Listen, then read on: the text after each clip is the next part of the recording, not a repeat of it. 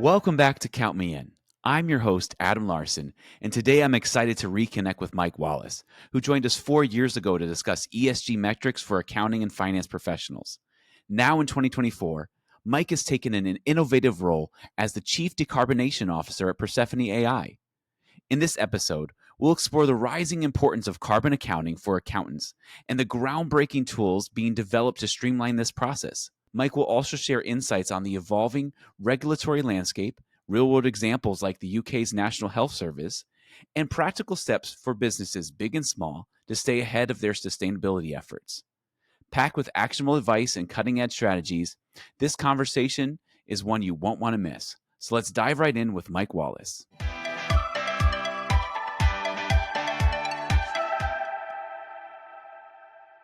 Well, Mike, I'm really excited to have you back on Count Me In as a guest. Last time you were here about 4 years ago, we focused on ESG-related metrics for accounting and finance professionals. But now here in 2024, you have a new title, which is Chief Decarbonization Officer for Persephone AI. So maybe we can start off, because this is not a title we hear very much. It's a very new title. So maybe we can start talking about what is a CDO and what does that mean for an organization? Yeah, thanks, Adam, for having us again on the program. Really appreciate it and always look forward to working with you on things like this, especially education materials for the accounting profession. It's becoming very prevalent that the accountants are picking up on carbon accounting quite aggressively now. Chief Decarbonization Officer is a brand new title in our field. When my CEO came to me and said, "Hey, what do you think about this title as a part of a promotion?" I'm like, "This is pretty interesting. It's not seen it before." So as you do, I looked it up on Google, and there are about 5 other people out there with that title, self-identified, right? Yeah. And so in LinkedIn, I look them up, connect with them, and have calls with them, find out what they're all doing. We're all doing different things. Some are in investment shops, some are in corporations, some are in government agencies, some are as consultants, right? And just about 3-4 years ago, the word decarbonization officer or decarbonization starts to take off, because once you understand your carbon footprint, then what are you going to do about it? How do you decarbonize? So some of the work that we do in that area is really helping people get the first understanding of their carbon footprint. And then always the next step is, now what do I do? And so my role here as Chief Decarbonization Officer is to help democratize carbon accounting. It's a key focus of Persephone. And so what does that mean?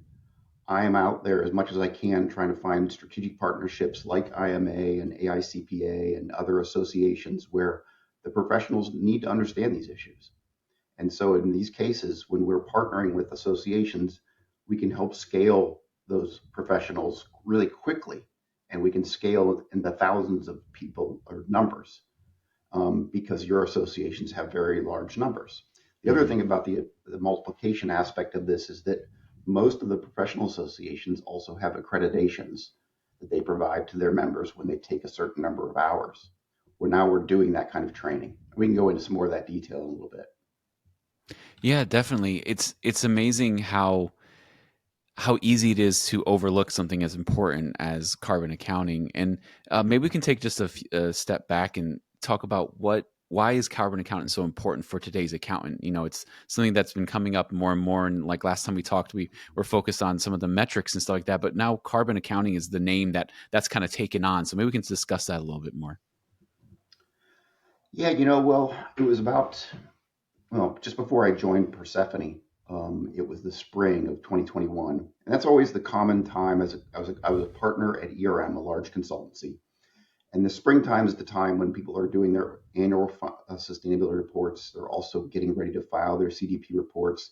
We're coming out of COVID, and some time lags were going on. A lot of catch up was happening around that time. And I remember very distinctly that summer, I had 4 CSOs, Chief Sustainability Officers, call me in a panic because their CEOs had made commitments on stages publicly about going net zero. And while that's great, in many of the cases that they don't fully understand their scope 3 footprint. That's the biggest gap in everyone's analysis right now. So that was what led me to looking around for solutions. We've been doing carbon accounting in spreadsheets for years. The greenhouse gas protocol that drives all of this is 25 years old. And as a good consultant at engineering firm like ERM, we wanted to be very, very detail oriented. And the tool that we had was an Excel spreadsheet. So I meet this fella, Kentaro Kawamori, at Persephone, and he gives me a demonstration of his tool, of the solution that he's built. He comes from a software background. He's been in the software space since he was 16 or 15. He's a coder himself. Yeah. And when he came up with this idea, he was actually the chief information officer at Chesapeake Energy. And he was experiencing the same thing that I was experiencing with my clients almost around the same time at Chesapeake. They're getting letters from BlackRock and other investors. They're getting pointed to things like CDP and the greenhouse gas protocol.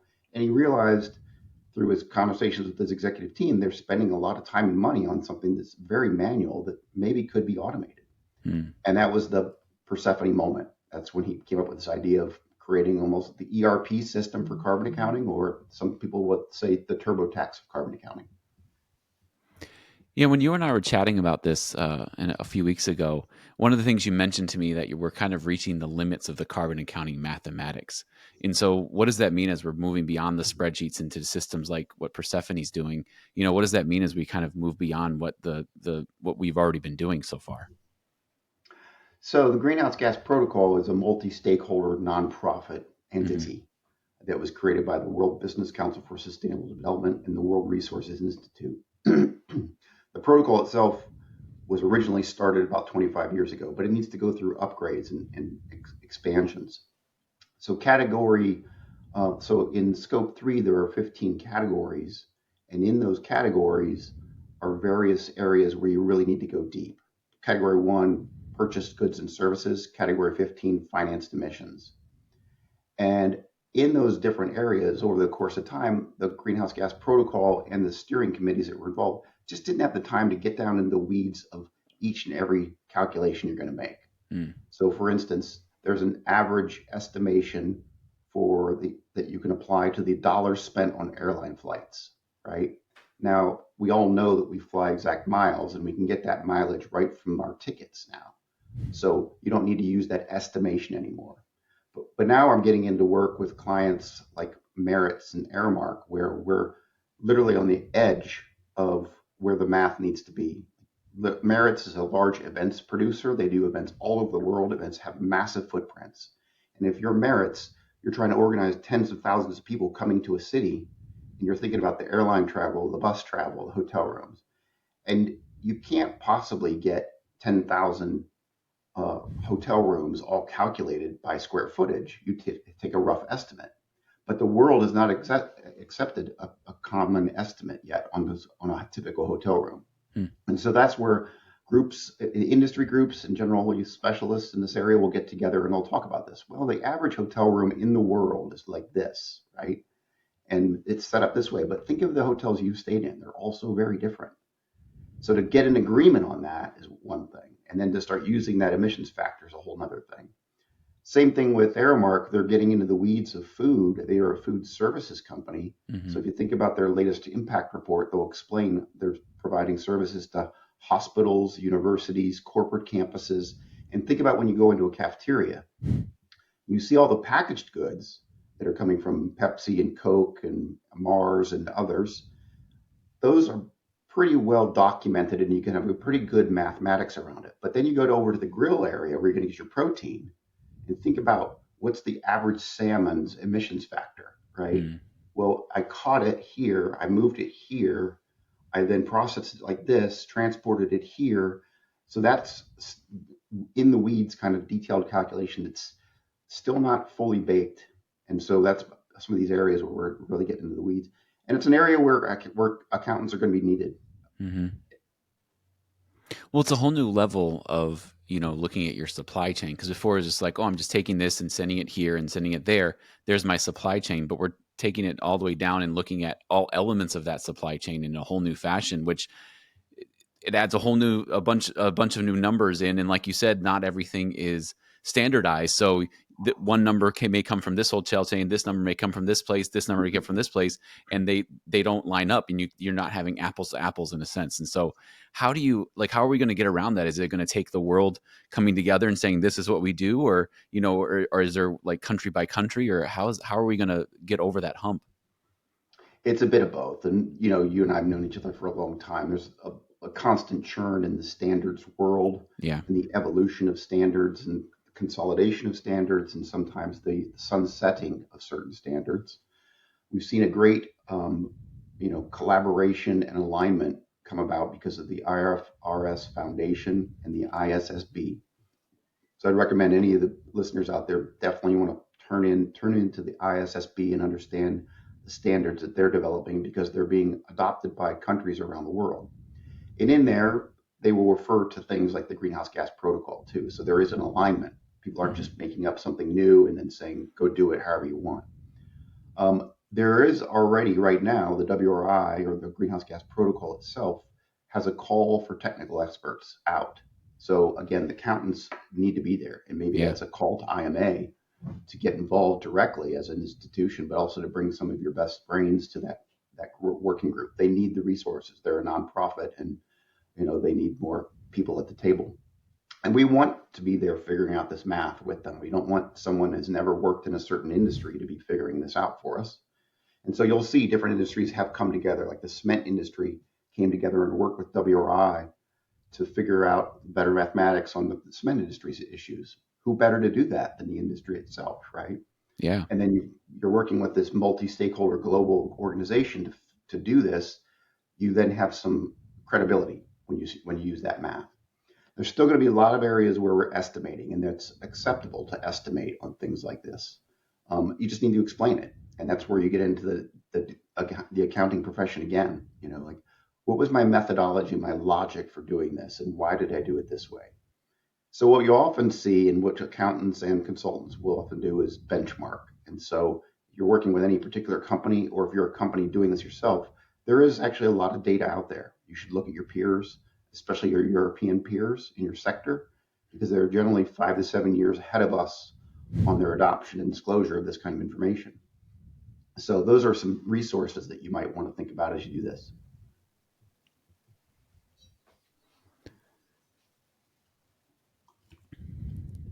Definitely, for sure. I mean, it's really important to see what your peers are doing and connect and join associations and get connected and get out there and see what other people are doing to make sure that we're all connected.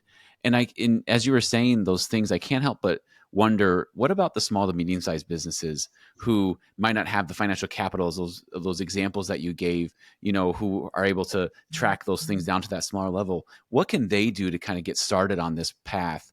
When they may not have the resources that the bigger companies have to calculate these things to that level. Are there some things they can do to get started and be ahead of the curve? Yeah. So one thing that works in the U.S. is that most of our utility companies here can give you a carbon equivalent to your utility bill. It might Mm, very well be on your utility bill. And if it's not, you can call them up and say, I'm a customer. This is what I need. That's going to give you your scope 2 number. Same with gotcha. natural gas that you might be bringing in. So the utilities in America are fairly adept at this now. So that's going to help you there. Scope 1 are all the things that you turn on inside of your own operation that then combust. And that could mean the vehicles you own too. So maybe you want to electrify your fleet. There might be money out there through tax incentives to start to do that. There might be other ways to electrify some of your equipment around the company, right? So, and there are tax incentives out there, especially for small and medium enterprises. So there are resources like that. We, as part of Persephone's plan, and when I met Kantaro, he told me at the very beginning, he said, well, here's what we're going to do as a company. We're going to build the tool, but we're also going to develop in Persephone Academy because we want to teach everyone how to do this. Hmm. And that academy will be evergreen because these regulations are always changing.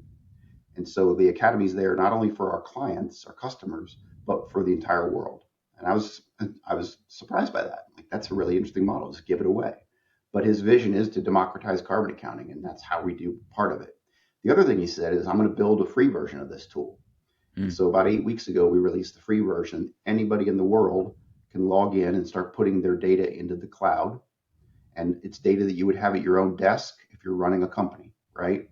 You Yeah. might have to talk to a few people and package it up and put it in manually into the initially, but you're going to have now a cloud-based system of record that allows you to keep track of it throughout the year. Think about us personally when we do our taxes. Do we do it every month? No, do it at the very end of the year. That's typically the way humans behave, and that's understandable. But Yeah. at least having it in a cloud and not in a spreadsheet that you have to go find and wonder out, like, did I do all the calculations right? Have they changed? Everything that's all the math we're taken care of in the cloud. Hmm. So I highly recommend, any accountant out there listening, tap into it, test it out, see how it works, because you're going to have some customers that are going to need this kind of help. Yeah, they definitely are. So, I encourage everybody to check the link in the show notes to check out Persephone and see what they're doing and connect with Mike for sure. And maybe we can talk a little bit about some of this education that you're doing. That how are we, how can we, because it seems like as an accountant and actually any profession, it seems like we keep having to add on all these new things we have to know. And especially for an accounting and finance team, they're already seemingly overworked in many of the other tasks that they have. So, as we're recognize the importance of carbon accounting, how do you talk to your business, your team, and say, this, we need to add this and this is why? Like, what is the why that we're saying to that team, making sure that we're getting buying from our constituents? I think what we see in the field generally over the course of the 20 years that ESG has been here and I've been working in it is that you need a multi-stakeholder team Mm, across different functions that comes together and works on these issues, the broader ESG landscape. You're going to need HR for DE&I type of issues. You're going to want facilities for energy related issues, health and safety for how you care for your people, et cetera. And in today's situation, fast forward to carbon accounting and Persephone, it was interesting because when I've gotten to know these associations over the course of my career, but when I land here at Persephone, it's also the same time that the SEC's proposed rule is out, and being drafted, and it's going to be announced. But we also have developments in other parts of the world that are also on U.S. companies' minds around carbon accounting and disclosure. And there certainly was that year's worth of pressure from investors that pushed them to be thinking about it. So you come into a company in today's status, you might very well, for carbon accounting through a software solution, you're probably going to want your chief information officer or your chief technology officer involved, because we're going to want to access and make automation happen with outside systems and internal systems so that we can just pull this data immediately into the platform. hmm, You're going to want finance. Chief financial officer is the one that buys most of the stuff for the company. That's where a lot of the initial estimates can come from. What did you spend on these things? I can then equate into a CO2 equivalent for you pretty quickly. Also, the CFO is the person that pays for software, and they're familiar with different software programs. Now, they would appreciate Persephone because we're aimed at that accountant financial professional. So as we go through all of this, we start to do webinars and in-person programs with the likes of Financial Executives International, AICPA, National Association of Corporate Directors, the Society for Corporate Governance Professionals, um, and a couple of others. And these are all C-suite risk finance types of people, right? Including the legal teams who are working on whether or not to disclose under these certain regulatory schemes that are out there. And what happens is we start doing more and more of these programs because the demand is pretty great. And we're getting hundreds of attendees to these sessions, and we start to then formalize that into packages. And now we've got probably 50 different programs we've put on with these associations, probably trained close to 10,000 people. And in most of those cases, almost every course, the association itself is giving that professional 1 hour continuing education credit.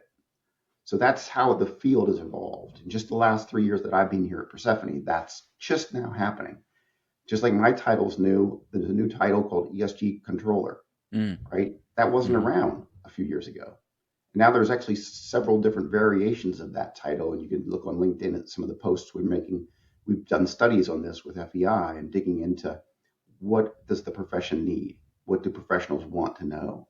And if you're in the different seat around the C-suite, like board level, you don't need to know how to calculate a footprint, but you need to understand that there are standards and regulations out there. And then in 2024, your company should at least be at par with your industry, right? You don't want to be lagging too much. You might not want to be too far out in advance. C-suite, CFO, CEO, chief risk officer, chief information officer, chief general counsel, all of these professionals need to understand their role when it comes to carbon accounting and disclosure. Yeah, because they're the ones who are going to be held accountable when the public comes and asks, "Hey, why aren't you doing this?" When your customer comes and says, "Hey, what's the number? What's the information?" And if you're not ready for that, you might end up losing customers. And there's so many other risks involved if you're not keeping up or at least getting close to where it's at. And I can understand with what you're saying how important that is for these C-suite level people to be on top of that. Yeah. I mean, I got a case in point where we had, the SEC proposed rule is in its public comment period. We're doing what we do at Persephone and doing a lot of this education and outreach. We have a general counsel that wants to talk about the rule. So we talk about the rule and where it might go. We actually have Christina Wyatt and Emily Pierce on the team, both from the SEC. So two Mm, amazing experts. Christina actually held the pen and wrote that rule, right? The original form wow. of it. And Emily was the international affairs liaison for the SEC. So she's out in the world talking to all the other regulators, feeding back to Christina and figuring out like what's the best way to align this so that we don't put too much burden on the companies, but Hmm. also the SEC's looking out for the investors' interests. So we need comparable, assurable, reliable, timely data. Right now, interestingly, this general counsel comes to us and says, this is what we do. We're a medical company. We supply to all the big hospitals and others, and not so sure that we really need to do this right now. And given our size, maybe it's necessary, maybe it's not. Talk to them about the SEC rule, not knowing when it's going to actually come out. And they just go, well, we're just going to wait and see. We'll see what happens, right? In the meantime, they're international. So there are business things happening. And we explain to them CSRD in Europe and developments in Asia, where you also have market share. Well, about 3 months later, the UK's National Health Service, because the UK has got its own rules, right? And they're telling all of their own departments in the UK government, you will go out and procure in a responsible way and towards climate goals that the country has set. An RFP comes out from the UK's National Health Service to, we don't know how many medical equipment companies, but that company we talked to got that RFP. And right in the center of the RFP is this nice little box that just says, fill in your scope 1, 2, and 3 and explain how you got the numbers. Hmm. Now you're at a competitive situation. You're holding that RFP. You might have 4 or 5 or 10 people that are competing with you, right? And I know when I've ever responded to an RFP, I want to dot every I and cross every T and put my best foot forward. So I'm going to give you the best price, best delivery time, highest quality product, my best team, and now I got to give you my carbon information. Mm. So that company came racing back to us. They actually sent us that RFP, and then we found it online. It's a public document because it comes from the National Health Service. Wow. I don't know how many others received it. I don't know how they all responded. And I'm also curious about the NHS's, receipt of those RFPs, what they're doing with it. But that's the future. I've never seen that in the 30 years I've been at this. Wow. I've never seen that type of RFP out there and go public. It's just a good fortune that we could see it because it was a public agency out of the United Kingdom. That is amazing. And if you're not preparing now, when those RFPs come, it's not like something you can just throw together in like a week or so, because usually the RFPs don't have a long shelf date. You need to get them out sooner than later. And so if you're not ready, it's not something you can just turn around in like a day or two. Right. Now imagine there's going to be someone that responds to that and says, here's my scope 1, 2, and 3. Here's my entire climate report and strategy. Mm. And oh, by the way, I had it assured, right? Oh, wow. Now you're receiving that RFP and you're like, I got 10 competitors to deal with here. I'm going to look at all of them and see which, stack them up. And then I'm going to figure out which one I'm going to pick. It's amazing where this is going, right? Hmm. Now we receive these RFPs too. We're a carbon accounting company, but some of those are big clients. You see them on our website. They've made commitments, and in their own RFP process to us, we have to answer those questions. But we're set up to do that. I mean, we're going to walk the talk. We're a carbon accounting company. Yeah. But the other interesting thing for like a healthcare system like that is you might put that RFP out and you might say to 100 suppliers, we are committed to net zero, therefore you need to be, because everyone's someone's scope 3. So whatever you're doing is going to affect my footprint, right? Please go measure your footprint. Those 100 suppliers, how do you know how they're doing it? There are free tools from UK's DEFRA, which is the equivalent of EPA. There's a free tool from the EPA. all the calculations are close, but they're not the exact same. They might be, one supplier might use a consultant, one supplier might use an intern from a university, one supplier might just be doing the math on their own in the back of a napkin. You wouldn't know unless you actually instructed them to use the same approach and instructed them to then also get it verified. That's where we're going. I've witnessed it 3 or 4 times in my career around different environment, health, and safety, and quality and ESG issues. We're definitely going to this point of like, fill in the 3 simple boxes. I want numbers. I don't want lengthy qualitative statements. Numbers. It's 2024, and the greenhouse gas protocol has been around for 25 years. You at least have to know scope 1 and 2. Yeah. If you don't know scope 1 and 2 by now, we don't have an accounting issue. We might have a governance issue. We need to talk to management. Yeah. And what if you're a listener in this podcast, you're an accounting finance professional, and you're like, and you look at your organization and you're like, we don't have a scope 1 and 2 defined. What are we doing? How would you approach your CEO, your CFO, and all those folks and saying, hey guys, we need to get on the ball? Like, what would that message be to them? It's 2 stages of benchmarking that I've always done for clients over the years. Stage 1 is look at your peer set, your sector, right? I think that RFP is going to come out because that National Health Service needed some new things, and they're shopping for things in a certain sector. So the industry, right? So when you look at your own industry, don't just look at American peers. Look at European peers and look at Asian peers. You're going to see a lot of differences, right? The next thing you do is you look at your biggest customers. If NHS is my customer, I would be monitoring all the public statements they're making about the future and where they want to go. If they're going to go carbon neutral, it's going to affect me because I'm one of their biggest suppliers. I better get my ducks in a row. And so if you're really focused on customer service, and if the customer is always right, look at your top 10 customers and benchmark them. See which sort of commitments they've made. And if you have the time to, maybe expand it to the top 20, right? And then if you have more time, look at what the industry associations are doing that you're selling into to see what the associations are telling their members. Because, this is a ripple effect. This stuff rolls downhill, It really does. And I think it's just more and more important now to just be on top of that and connect with organizations like yours and making sure that your organization is ahead of the game as the world is rapidly changing, and we need to make sure that we're on top of it so that we can be best for our industries, be best for our customers, and best for the planet as well. It's super important now. Yeah. The game has changed tremendously. And even though we've got this, political situation going on here with the election on the horizon and the SEC rule in limbo right now, U.S. Chambers suing California for their rules and suing the chamber. But that doesn't really matter. If you're doing international business, which there really isn't anyone that's not doing international business. Yeah. There will inevitably be an important customer that comes to you and says, I know my footprint, but I need to know your footprint.